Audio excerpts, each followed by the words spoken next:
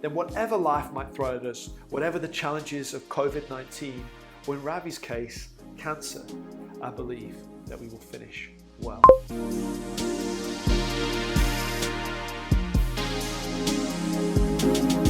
Hey, good morning, One City Church. Welcome to this morning's devotion. Ben is going to take us a little bit further this morning, and then tomorrow I'm going to be diving into those three aspects of discipleship together with Brian. We're going to unpack it a little bit. Looking forward to that, and just want to encourage you to join us for our prayer meeting tomorrow at 5 o'clock.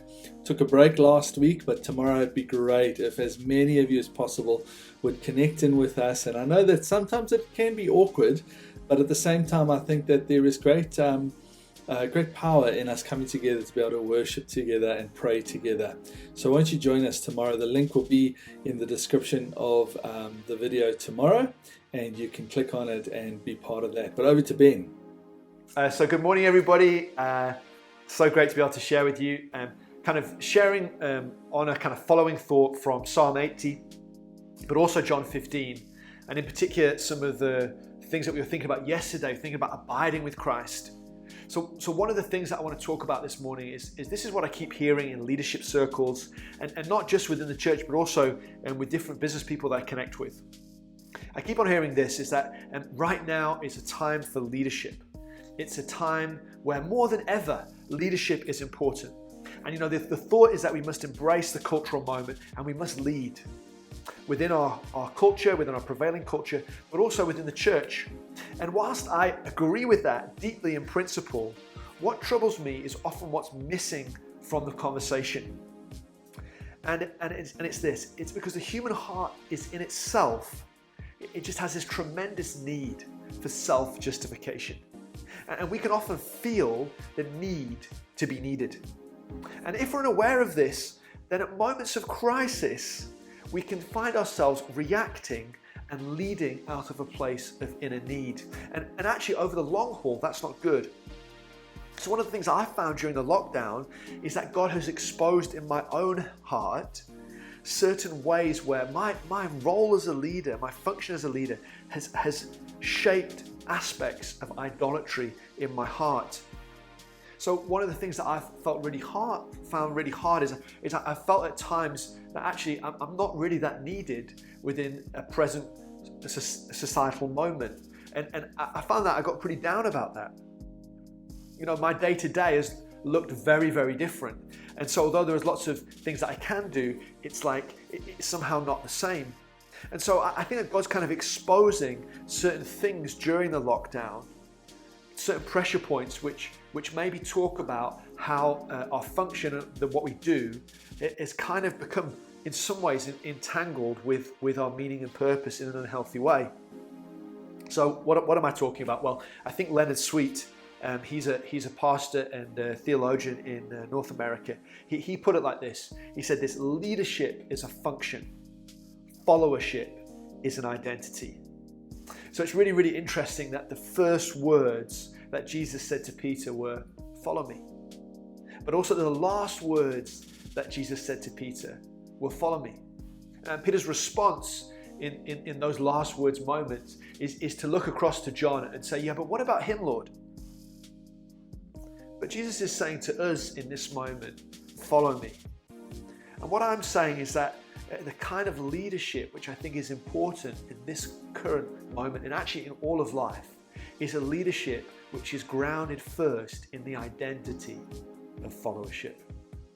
I don't know if you are familiar with the teaching of Ravi Zacharias, but he passed away this week, and he was this brilliant evangelist and this apologist. And one of the things I so appreciated about his ministry is not just all the stuff that I learned from him, but the way he went about engaging with people who were incredibly combative and opponents and trying to make him look stupid. He was always so clear, but so gracious and so humble. And that kind of leadership, that kind of functionality, it comes from a deep abiding with Jesus. And we were talking about that a little bit yesterday. But it comes from a ministry, a leadership, which is based first on followership. So to flip the question, I think the thing of ultimate importance in this season is not leadership, it's followership, because everything depends on how we follow Jesus. Ravi Zacharias said this. He said, beginning well is a momentary thing. Finishing well is a lifelong thing. And I think the best gift that we can give those that we lead, whether we in the sphere of business, whether we in education or healthcare, or within the sphere of the church, is actually to be satisfied in Jesus and to be following him day by day.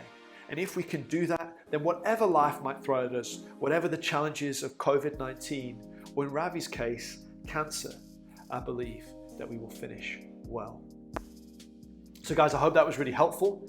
I think 2 questions to help you process. And by the way, Steve is going to be unpacking this kind of topic of discipleship more from Wednesday. But 2 questions just to help you get thinking is, as I said, Leonard Sweet said this. He said, leadership is a function, followership is an identity. Basic question, to what extent is that true in your life? Where have you maybe confused the 2? Second question, sometimes we think about leadership in a very hierarchical way. So we think about, who am I directly responsible for? And that is leadership, that's a form of leadership. But leadership is also defined by John Maxwell as influence. And so the reality is all of us have influence in the world. So there's a sense in which all of us lead in some capacity. So when it comes to your leadership of other people, when it comes to your influence, what does that look like primarily? What's at its core? Is it the thought of, here's some things that you need to do? Or is it what you communicate, a posture of being? How are you influencing them? In other words, is your Christianity a call to followership of Christ at its core?